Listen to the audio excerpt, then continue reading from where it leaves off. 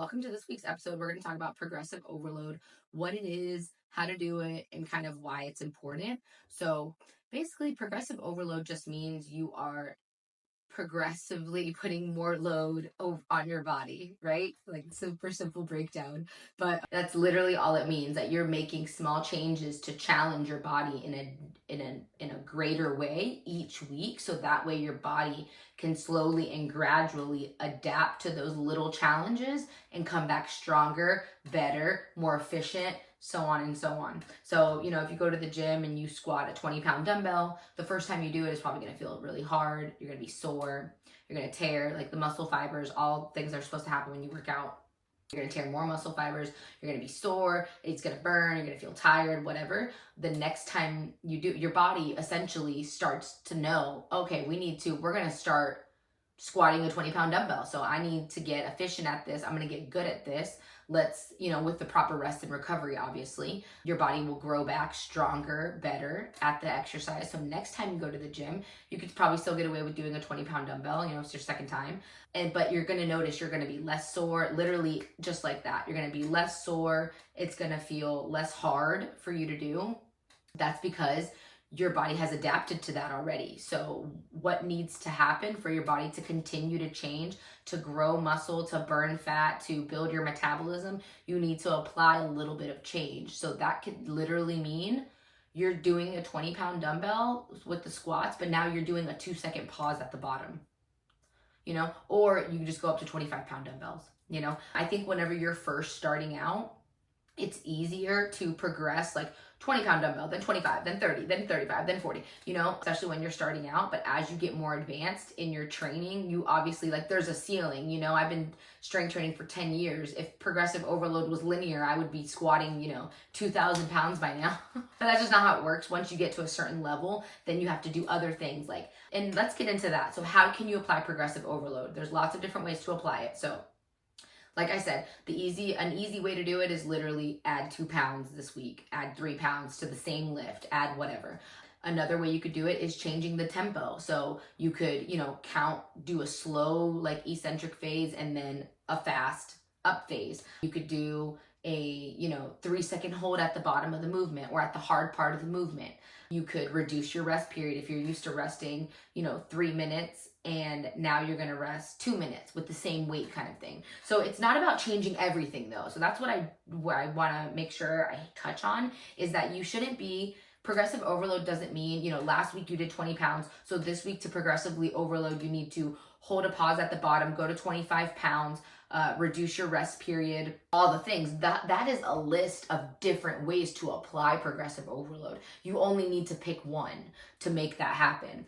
So yeah, those are a few different ways. What else did I think of? More reps or sets, obviously, so more volume. Like last week you did 3 sets of 20-pound dumbbell squats. This week you're going to do 4 sets of 20-pound dumbbell squats. So that's another way that you could do it. Or, last week you did 12 reps of 3 sets, 20-pound dumbbell squats. This week you're going to do 15 reps of 3 sets of 20-pound dumbbell squats. That's literally it. It is very, very simple. So try not to overcomplicate it.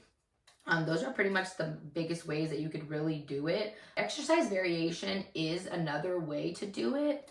So for example, if you were doing a dumbbell squat, like I was saying, that same example, just on the ground, to progressively overload it next week, maybe you get up on some dumbbells and you create a little bit more depth and range of motion. So now that's how you apply progressive overload. But I would be very careful, especially when you're first starting out.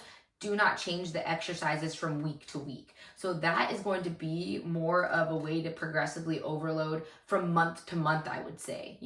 Every time you get a new program, you could progressively, change the exercise variations to make them a more difficult variation, and you using the same weight and all that stuff. But that would be a great way to progressively overload exercises. But I just want to be very careful to explain that, so that way it doesn't come across as if you should be changing the exercise variation every week as progressive overload. That is not something you want to do. So much of strength training is skill, technique, connecting, all of that, getting your body used to what you're doing. So honestly, it's going to take, let's say, you're on you do 4-week programs. So the first week, or two, the first week you're just getting to know the exercises. You're finding out what your reps are. You're finding out what your weight is. The second week, you're just getting into the groove of thing. The third week, you have mastered it. You're like, I know exactly what I'm doing. I know exactly how I'm supposed to feel this. I'm good. And so changing the exercise variation from week to week doesn't allow that to happen. And so that's why that is not a good idea. Okay, so I want to make sure that you're tracking this. So whenever you go in, it's just grab a notepad, put your workout on it. You know, I'm going to do the leg press. I'm going to do dumbbell squats. I'm going to do an overhead press. I'm going to do a row, whatever. Write your workout out and make sure you're tracking 3 sets, 12 reps, 20 pounds. You know, and if you don't, like sometimes you might not make it to the end of the rep range. So let's say you have 3 sets of 12 reps of a barbell row. The first set you get 12, the second set you get 12, the last set you only get 10. You need to know that. So you need to be tracking that. So that way next week when you go in, you're like, okay, so I got 12, 12, and 10. I could do 12, 12, and 12, or I could bump the weight up and try to get 12, 12, 10 again. There's so many options of how you could do this, you know?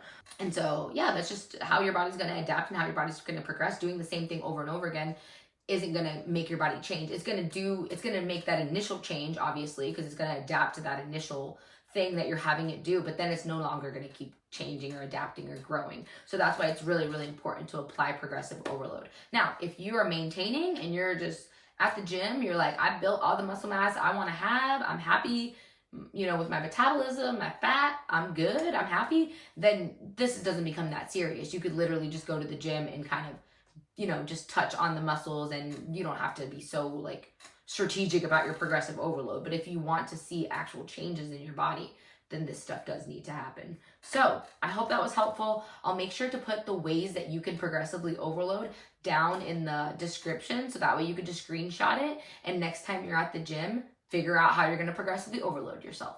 Okay, so if you have any questions, feel free to comment below or shoot me an email, message me on Instagram, whatever. I will talk to you later. Bye.